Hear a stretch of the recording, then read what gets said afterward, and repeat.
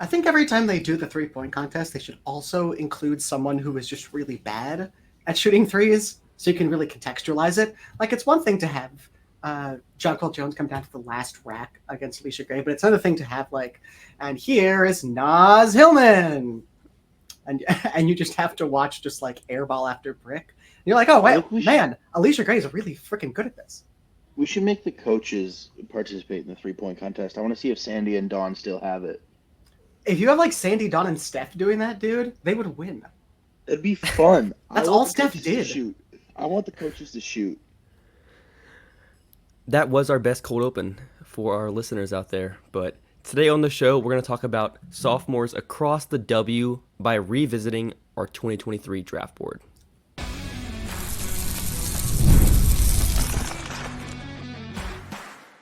You are Locked On Women's Basketball, your daily podcast on women's basketball. Part of the Locked On Podcast Network, your team every day. Welcome. You are Locked On Women's Basketball. Thanks for making us your first listen every day. We are free and available wherever you get your podcast and on YouTube. Today's episode is brought to you by FanDuel. Make every moment more as playoffs wind down. The sports stop sporting like we all want them to. But this summer, FanDuel is hooking up all customers with a boost or a bonus daily. That's right. There's something for everyone every day, all summer long. Visit FanDuel.com to get started. My name's Hunter Cruse. I'm your Saturday host covering the WNBA draft and prospect scouting. I'm joined by my co-hosts M. Adler and Lincoln Shafer. M covers the WNBA with a focus on player development in the game within the game. Lincoln also contributes to our draft coverage here at The Next and Locked On Women's Basketball. So today we want to talk about our 2023 draft board. 2023 was the first draft that we collectively came together to create our own board and, put the minds together to create a board. The one that Lincoln wrote on, but technically did not contribute to for legal reasons. But to kick it off with our top of our board, we had Aliyah Boston at 1. Jordan Horston at 2, which was a lot different than most other boards out there. Diamond Miller at 3, Haley Jones at 4, and Grace Berger at 5. M, when you look at the top of this draft a year and a half later, is this how you would sort of view it a year later? Is there stuff that you would definitely change in hindsight? Where are you at on this draft so far? So I think, we went out on a real limb with this one. Like you mentioned, our board wasn't like most of the others, but I think when it comes to Aliyah Boston number 1, I think we really nailed it. A lot of people did not have the courage or the convictions that we did to really say, here's a future star. I think some people felt really vindicated by her struggles to start the season over the first, dozen or so games, but she's an all-star. She's great. She's an excellent defender. She's becoming a solid short roll passer. Things you love to see. It's really panned out for us, and I think that's a big win in our toolkit. That's a metaphor that doesn't work at all. Nobody had Aliyah Boston 1. Nobody. Yeah. Nobody has the courage. The only ones. I mean, but it was so obvious that she was going to be so good. Mm-hmm. Yes. Okay. If no one's going to pick up on, if no one's going to talk about the next one, fine. I'll talk about Jordan Horston. So Jordan Horston, we had number 2, and we were solidly comfortable enough with having her 2 to have an entire grade separation between her and Diamond Miller. As you were alluding to, I think most people had Horston 3 behind Miller, or they had her 4 behind. It's some combo Miller and Jones. I had Haley Jones. Other people had it in different orders, depending. But generally, we were, I think, just about the only people there. There were definitely, I think, maybe one other person to have her number 2. And it's pretty obvious that she's the second best player in this class. She is one of the 7-8 best defenders in the sport, hands down, no question. The positional passing is absolutely there. The turnover rate is continuing, I think, to come into more reasonable range as she continues to adjust the speed of the game. There are aspects of, I think, the interior shooting that are better than we anticipated. There are aspects of the off-ball game that are better than we anticipated. And I think, even if the 3-point shot continues to be as god-awful as it's been, there are a lot of positives here in ways that I think at this point in her career outstrip what I expected. Yeah, she's shown everything that we kind of saw and we projected as this connective piece, this defensive playmaker, can really switch basically 1 through 4, sometimes 1 through 5, and just the way that she covers ground, the way she moves on the floor is she's a special athlete, and those soft skills are coming, and she's really showing that she can grow in that role as kind of the fourth, fifth offensive option and one of the top defenders for Seattle on a very different Seattle team this year than last year. But Mm-hmm. she's slid seamlessly between those two groups. Yeah, the sort of long shot idea of what if she turns out to be Gabby Williams with just a little more with like a semblance of actual touch for the mid range is, I think, not only actually within sight, but it could turn out better than we expected. And then moving to Diamond Miller at 3. For Diamond, it's just been injuries, I feel. She hasn't really had a chance to get going and play long stretches. But from what you guys have seen from Diamond, what have you thought of her game so far? Whereas with Jordan, we kind of saw all the good things that we were looking for. With Diamond, a lot of the questions that we had have really glared through the finishing problems with the same kind of underhand scoop that she likes to get to. The shooting touch has not been there. It could all be better if she had more time on the floor, if she could find consistent playing time, consistent health. But she's just really struggled with lower body injuries, and it's a shame because she's clearly very talented. She started every game she played in last year, played 26 minutes per game, scored 12 points per game, and like it just was not able to translate to this season at all. The injuries have really turned this into almost a lost season for her. Do we have a timetable for her return? She's back. She's been back for multiple weeks. Right. Yep. I knew that. She's barely been playing though, so like Yeah, it because wouldn't be contributing. Yeah.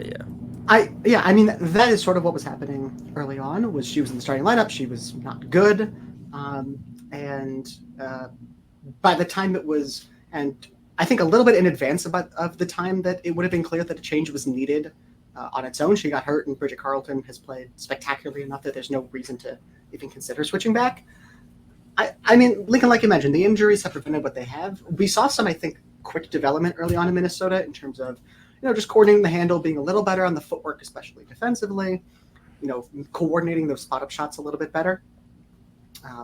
Or not spot-ups, off the dribble. And I think, the nose and the eyes that she had, no, like, physiological pun intended, but the nose and the eyes she had for getting downhill and doing a little more live ball playmaking, I think, were positive signs in the growth direction. But like you said, there are still these, when she's been maximally healthy, so most of last year, at the beginning of this season, there still are these very fundamental issues of the underhand finishing, of the ability to hit from outside consistently, the ability to actually turn her physical frame into an impactful defensive body. And yeah, it's tough. I mean, I think we have had a not good, but decent sample of playing time for her where she has been healthy, which have looked very meagerly encouraging, is how I would put it. It's still, I think, someone who profiles very much as a project, someone who really needs time to develop. And if that's going to come, it'll come in Minnesota. But I think at this point, attributing maybe a lack of enthusiasm just to injuries is a little short-sighted. But being unenthusiastic without considering the injuries is, too harsh on her as well. Yeah, I think another thing is with Horston, she slots kind of naturally into that third, fourth offensive option. Miller is better with the ball in her hands. She is not quite as natural of a cutter. She is, I think, to optimize her, you need the ball in her hands more than have her playing off ball. Neither of them are great three-point shooters, but I think that Horston has shown more like secondary, tertiary skills as a connective piece that Miller has not shown. No, I agree with that. The only reason I made a face was was the hope coming in not that she would get better at cutting and not that she would be more functional off the ball, because the limited playmaking, it's fine for, a third option, fourth option. But I think the limited playmaking coming out of Maryland and the, inconsistent ability to get her own shot was, I think, a reason for concern, for hopes that she would be able to, use the frame more to be more versatile off the ball. So it's not surprising to me that that's the case, but it's unfortunate that I think you have the projection there when we wanted it to be something else.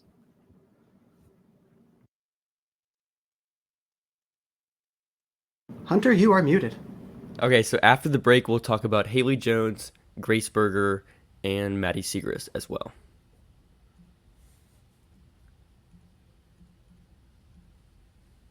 I love sports. I love to watch them so much. I never want them to stop. But as the playoffs wind down, we get fewer games and the sports stop sporting like we want them to. But FanDuel lets me keep the sports going whenever I want. All I have to do is open the app and dream up bets anytime I'm in the mood.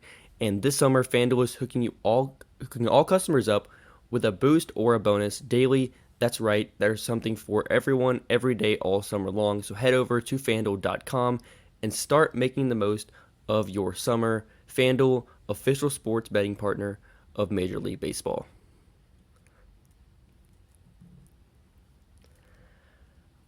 All right, to kick off segment 2, let's talk about Haley Jones a bit. Haley has played a lot. She's starting for the Atlanta Dream. She started in last season. With Haley, our concerns have really been glaring, similar to Diamond. Just our first note on the offensive section of our draft board. Jones's biggest strength is her ability to drive efficient offense in transition. The Dream play at a slow pace. Atlanta, efficient offense. Good one. She has good top speed, but mediocre burst and poor acceleration, so she needs great spacing to strive. Atlanta Dream, not great spacing to drive. And then we also mentioned how she doesn't separate well, and there are finishing concerns as far as her being able to get to her spots. That's basically been the problem so far for her these last couple of years. Mediocre finisher is probably a plus. I mean, she's not even been a mediocre finisher. She's been like 45% at the rim. For Haley, I would call that highly mediocre. Yeah, highly mediocre. She's been starting at point guard for Atlanta. Are you concerned long term about? Yes. I mean, yes. Do you know what she is shooting on dribble jumpers in the mid range in the half court? Way worse than she was at Stanford. She is shooting this season 10%. She is 2 of 20. That's pretty bad. Oh. In transition, though, she wasn't good at Stanford. She is 7 of 7. See, I mean, 7 of 7. Those are all 7. like 5-foot pull-up jumpers. Probably, but still, 2 of 20 is bad. Yeah, I specifically wrote it myself in the scout. This was the first time I'd really noticed this sort of in real time, as opposed to with a retrospect prospect. But she was a fine, not good. We kept wanting it to get better, but like fine enough, like free throw line pull-up shooter in college. But she had this big issue with shoulder stability that made her shot wildly inconsistent. And when that tends to happen, it tends to make it much harder to get your shot off at the next level. It's a predictor of not being able to control your release in midair, not being able to adjust to a higher level of closeout, and just a greater need for better adjustments on pull-up mid-range shots from jumper to jumper, depending on the situation. I mean, it's played out. It doesn't look good. She never looks comfortable doing it. And it doesn't surprise me that that's where we're at with it. I think I could, it's too early to say, but I think at this point, if things continue where they're going, I could understand someone taking a victory lap on having her lower down, or I could see someone saying, you can't evaluate someone when it's just such a terrible developmental context. That's gotten worse, notably worse. More talent this year on the Atlanta Dream, less fit. It's not a great spot for a point guard of her skills. Great fit with Alicia Gray and Ryan Howard, but the rest of the players that play for them, not as much fit. It's putting her into some awkward spots where she's asked to defend spots where she's not necessarily comfortable defending. She's always been better defending up and less on the perimeter.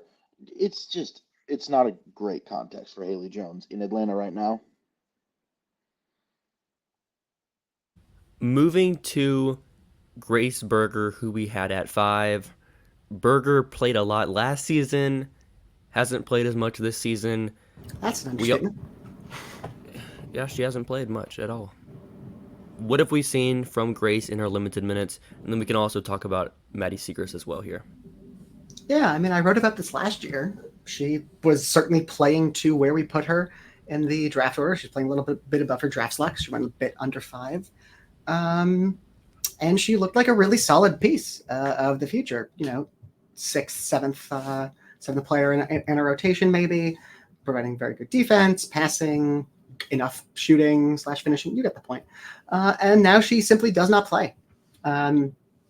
Eventually, that team's going to have to shit or get off the pot when it comes to what they want to do with Lexi Hull. She's a good defender.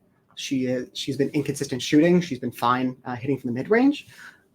They really got to figure out what they want to do with that, because that just doesn't work with what you're doing with Caitlin Clark and Kelsey Mitchell, just in terms of pace and in terms of outlet and in terms of reaction time and processing speed off the catch. Erica Wheeler obviously isn't going to be there very, very long. Certainly at least not at her current contract level. And Erica Wheeler fits sort of in that pace you'd want to play with Lexi Hull or Grace Berger, but doesn't fit there with Kelsey Mitchell or Caitlin Clark. They have a lot of sort of parts there that they have to figure out what to do with. And Grace Berger's the only one who's still under contract for several years after that. It would make sense to try to integrate her there. She can certainly play with pace next to players like Kelsey Mitchell and Caitlin Clark. We've seen that at Indiana at times, but Indiana is also a very deliberately slow team at other times. How you want to fit that in is up to them, but they have a very good developmental context. I have faith that behind the scenes that there is some attempt here, but certainly what they're doing on the court, much like with everything else that they're doing on the court when it comes to other players, does not match what you would expect to be the normal, logical thing to progress here. Yeah, a lot more optimism, though. Pretty fair. Yeah, a lot more optimism with someone like Maddie Siegrist. I believe you might have had her on your All-Star team. I don't know if you did. I did. Yeah, what have you seen from Maddie pre-injury? And I've seen buckets. Buckets galore, dude. She was putting the ball in the hoop. She was hooping for real, at a very efficient rate from all over the court. Yeah, I mean, I think the little bit of scouting that we put in, not little bit, but I think the bit of scouting that we put in as far as specifically hey, do we think this jumper is going to translate? Looking at the release point, looking at the versatility, how she got that off, that is definitely translated in terms of us thinking she wouldn't have too much of a issue there getting it off as compared to someone like Diamond Miller or Haley Jones, who I think we both had. On both, we had significant concerns when it came to their ability to consistently get that jumper off at this level. I think her, much like with Horston, I think probably the biggest story here is the processing speed off the catch. That sort of 0.5 decision making, and especially the cutting and off ball movement and the way that is fit in. I think with both of these players, those are the real success stories that are playing above their draft slots. Siegrist went 3, and I think arguably given Horston went behind her, I'd say she's playing above her draft slot. But within that context, I think certainly those are those little keys that can make a big difference in these players. And for me, that's probably the biggest reason why she's able to do this. And being able to handle it at the same volume while still running a low usage rate is very funny and makes her a better fit than I think I expected. Yeah, she's been very good just going to go get a bucket. It's an important thing that a team that employs Arike Ogunbowale and also the rest of their guards do. Yeah, she hasn't been great defensively, but she hasn't been a complete disaster. So, yeah, that might progress under their next head coach. Before we get to our final segment, let's talk about the rest of Dallas's draft, or keep it quick. Dallas really, we're gonna mention it probably 10 times over the next year. We've probably already mentioned it 10 times already. Dallas took 3 players over Jordan Horston. They need wings. One of whom was defensible, 2 of whom were not remotely defensible at the time. It's more about the 2 picks after Horston. I mean, the 2 picks that were after Segrist. After Segrist. Yeah. Yeah, they gave up assets to trade up to number 4. Yeah, they decided to draft 2 players who they just don't give minutes to, despite needing healthy bodies to give minutes to. Well, neither of them were healthy bodies last season. They played a combined total of 0 minutes. That's why they wanted them. I mean, Seneschal was healthy going into the preseason. She got hurt. Yeah. She's healthy right now, and they just haven't been playing her more than a minute a game. Yeah, that's also true. The issue is she's... I mean, you can see in the time she plays, she's not good enough at the moment. But it's a misevaluation because these players were they took her not... 5. Like, even for Suarez, we had her at 14. They took her in a slot that's way ahead of the caliber of prospect she was. And that was pretty widely. Suarez has just decided not to shoot after coming back from her ACL injury. I don't know if that's a conscious decision. Scouting her, but it popped up a lot in scouting her international play. Is that she'd play 31 minutes and take 2 shots? Well, unicorn all the time when she was playing for Brazil. It's just this weird thing where she's just allergic to shooting the ball. I don't understand it. I don't understand the wings. Yeah, I mean, Suarez was a massive overdraft in I would say most aspects of on the public side, and certainly in certain circles on the industry side. There were some teams that were giving her an eye, but this was, relatively speaking, a pretty significant reach. And Lou was a huge reach on the industry side, and generally. Much like when you're doing in your fantasy league, if you're taking a huge reach and never taking any fallers well below their projected draft position, you're probably making a lot of bad picks. Unless you're Mike Tebow. That's overstated. All right, so let's get to our next break, and then we'll talk about Maya Hirsch and some other prospects.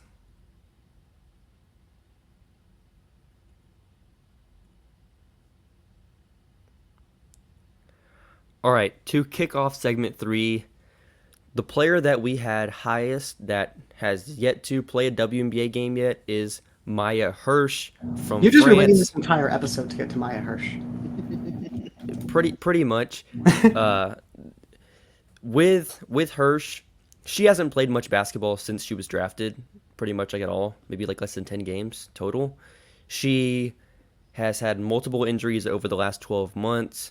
She signed a long-term contract to continue playing in France, but the good thing about Hirsch and her future is if she comes to the W, Minnesota is the perfect system to maximize what she does well, as just this big that can make quick decisions, can shoot a little bit. But with Hirsch, I don't understand what they are doing with her club team, signing Kelsey Bone. WNBA fans familiar with Kelsey, it's just not a player that fits typical French-style basketball. You want to hedge out. You want to play more aggressive on defense. And not a player that fits any kind of basketball locker room. True. But the good thing for Hirsch is they don't have Kennedy Burke anymore. They don't have Janelle Salon. So she's definitely going to be getting more minutes this season. Hopefully we see her more minutes. She comes to the W at some point in the future, because still 20, 21 years old. I'm fine where we had her at. Based on everything I've seen in the limited minutes, the upside's still intriguing to me. Yeah, I mean, that's fair. I have watched maybe 4 minutes of her since the draft. So... And that one clip I was thinking that was a tough... that was a good click. running your 6'4" big off some stagger screens into a step back 3. I love that. I love me some LJ type shit. Moving to the rest of our first round, we had Taylor Soule at number 8, Taylor Mikesell at number 9. We also had Shanice Swain at 11 and Letitia Mehier at 12. I'll take it from here. I'm going to do a victory lap on Taylor Soule because we were right. She does have a long wingspan. She may be 5'11", but she is indeed a +4 wingspan, and that was good enough. She had some good flashes, and there were also issues in terms of needing to learn how to run the pick and roll that I think would take more developmental. I think that's the big thing that would take more developmental time than teams necessarily have to give to a player who's basically a hardship deal. I think we had her as like a 30 maybe. And that's sort of what you need to have is enough skill to slot in for 10 minutes when the team's really injured. And for her, I think she has the high level skills, but not the skills that, get you those minutes. And that makes it a tough thing. Taylor Mikesell, I best keep my mouth shut. Shanice Swain has been good. I think LA is very excited about her. And who do we have 12? Letitia Mehier. I'll leave that one to you. Yeah, what I wanted to mention with some of these players in this range, we only had 7 actual first round grades in this class. Players we had like a 40 grade on. The players like Soule, Mikesell, Lou, these are players in a typical draft would be mid-second round prospects for us. And with Shanice Swain to start there, I think we agreed she is the better long-term prospect for LA. She, similar to Hirsch, had an injury, didn't play much at all in the WNBL this last season. Has been getting buckets in the semi-pro league. Take that as what you will. Get some buckets in that league. Take like 25 shots a game. I mean, it's gotten LJ going again. It's her warm-up for the Olympics. She dropped 50 and 15. I'm never going to say that it's a bad thing for you to go dominate lesser competition. Yeah, Shanice Swain's stats here. She has taken 234 threes in 22 games, shooting 31% from 3, but she's averaging 23 points. And she had a 40 ball a couple months ago. That's just good basketball. We love it. I think it's important to, in the going through this draft board, to note that we missed on Dorka Juhas. She is a better pro than any of us would have projected. She's shown that she is a WNBA player. For those listening, Hunter put a banner up that says, "We were wrong about Dorka Juhas." We've had a banner going the whole time that's just like a batch of 5 picks we've been talking about, and then he just replaced it with that. Yeah, she's been like a solid WNBA role player for the Lynx, which is just we didn't have her on our board. We didn't think that was in the cards. The athleticism has looked a little bit better. She's a functional athlete, not a high-level athlete. The passing has translated. The shot she's a willing shooter, but not necessarily an accurate one. It's been just solid role player things. She's doing the same things that she did at Connecticut. Yeah, she does enough things at a solid enough level that you can give minutes to her and have them be very functional backup big minutes while also being, solid enough in terms of the soft factors that I think those are the big things we missed. Those soft factors, the maturity, the adjustment to already having played against some level of pro competition, really not needing at all to adjust to the speed of the game was very impressive, and knowing where to go and how to fill spots. Those are things that are hard for us to see, and certainly things for us to look more toward in the future, because yeah, that's what she had that's really put her here. Yeah, I wouldn't say the process was completely bad with Dorka Scout. Like, the indicators weren't great, but she's definitely proven that just being good in a lot of areas is valuable. And especially with Minnesota, that's pretty much their entire system. If you're good at a lot of things, you're going to succeed there. So definitely someone that is proven to be, like, if you redrafted this class, based on what we know now with Dorka, you're taking her much higher probably than where she ended up going. Right. If I was able to hit on every pick and I was able to perfectly scout all these players, I wouldn't be sitting here recording a podcast on a Saturday in July. Great point. All right, so thanks for making Lots of Basketball your first listen every day. Join the team at the next week for continued coverage of the WNBA. Make your second listen Locked On Sports today, the first ever national sports 24/7 streaming channel on YouTube. Have a great rest of your weekend, everyone.